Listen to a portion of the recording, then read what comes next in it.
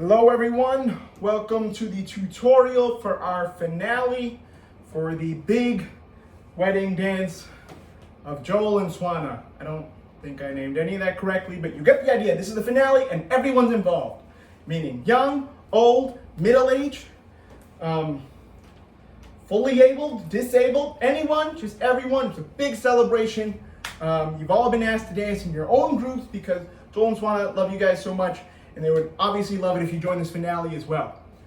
That being said, if you don't know by now, there are, I believe, 8 to 10 groups that are essentially dancing during this time at the reception.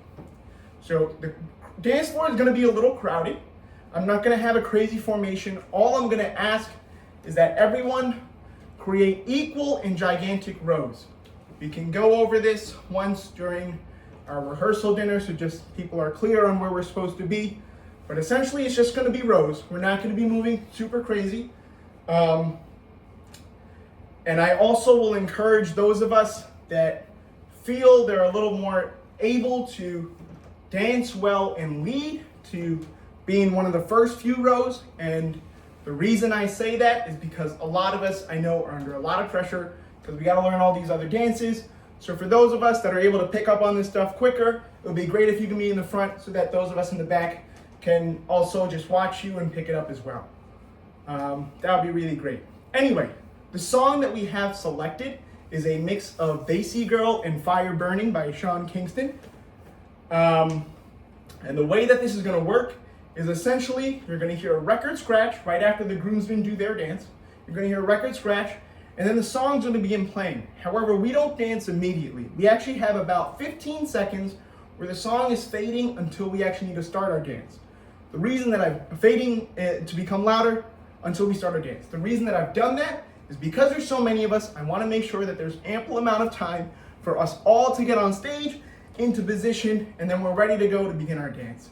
Obviously, you guys know we're lit. Don't just walk on stage, come on with energy. Smiles on your faces, it's a joyous occasion. We're about to end off the big dance, right? So we want to bring all that energy that we had. And lastly, I will say before I start teaching this dance, it is only about 20 seconds or so of a dance. I'm keeping this small because I know there's a lot of stuff that we've already had to learn for other dances. And it's relatively simple. It just requires not all of your energy, but it requires you to be energetic and happy as you do it. That's how it's going to come out well. So the first move is we're going to take our left hand and we're going to take our right hand and we're going to pretend we're playing a guitar, right? And while that's happening, we're going to take our right leg, okay? By the way, I know this video might be inverted for you guys, so I'm just telling you what it actually should be. Our left hand's out here, our right hand is over here, and our right leg is going to kick forward, not forward, more like to the left, right, and we're going to do that 8 times. Every single time your leg kicks out or in, your hand is also strumming, like this, right? And then we're also jumping a bit. For those of us that can jump, I encourage you to jump. For those of us that can't, I get it. I don't want to force you to do anything you're comfortable with. I don't want to further increase any injuries that might be pre-existing as well. So it's 1, 2, 3, 4, 5, 6, 7, 8. All right, then from there, what we're going to do is we're going to stick our left hand out, take our right hand. It's a very classic South Indian move, and we're going to squat a bit. So we're going to squat a bit, and then we're going to go 1, 2, 3, 4, 5, 6, 7, 8. All right, keep in mind your left hand should be out here. Your right hand is the only one moving. And each bounce should be one of those counts. So it can help you count as well and stay on beat. Your right hand should end where your right shoulder is. But if you're someone that has mobility issues, we obviously also want you to be a part of the dance. So just move it back as far as you can. No pressure to, get everything exactly right. But essentially it's going to be an 8 count, right? So, and make sure your hands are doing what I like to call jazz hands or shimmery hands. It's 1, 2, 3, 4, 5, 6, 7, 8. Awesome. So we end on here, and the next move is also going to be an 8 count, but this time we're going to kind of rotate our bodies this way.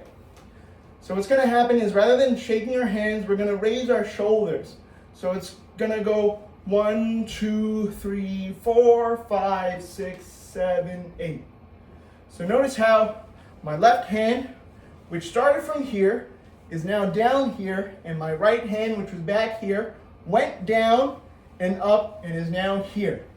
It's a little bit of a spinny thing we got going on, but make sure it's doing this, because doing this is not going to look right. All right, we want to try and be as in sync as we possibly can. So we ended off here. This is also going to be an 8 count, right? So we went from 1, 2, 3, 4, 5, 6, 7, 8. So 1, 2, 3, 4, 5, 6, 7, 8, right? And so remember, our body is now kind of facing at a 45-degree angle towards the left. That's where we should be ending. It's important that we're facing this way because the next move requires us to squat down a bit again.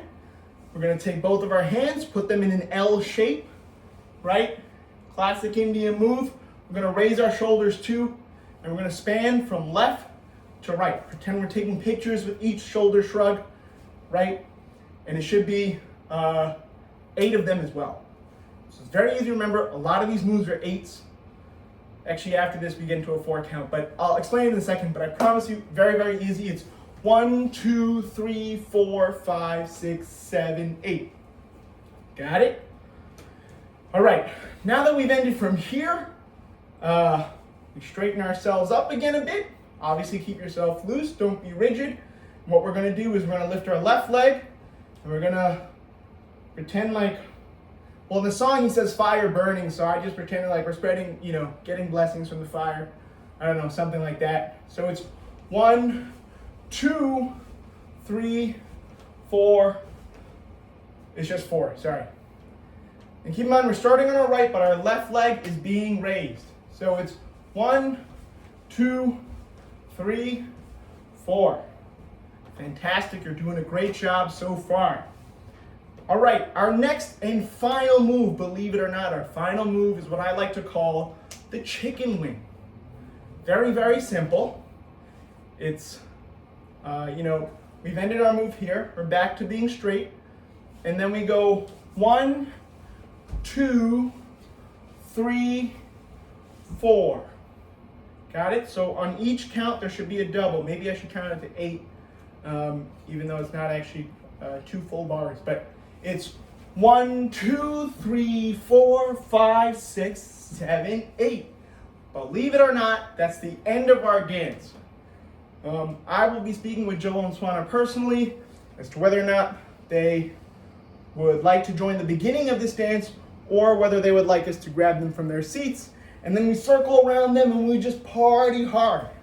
All right, and then I'm pretty sure the dance floor opens up. If it doesn't, I was mistaken, my bad. But yeah, that's pretty much the whole dance. It's 25 seconds, I would say, in terms of actual moves at most. But most importantly, I think it's important that we bring all of our energy. There's going to be a separate video that actually has the full dance on how it looks so that everyone can get an idea of what we're supposed to be doing. All right, see you guys there.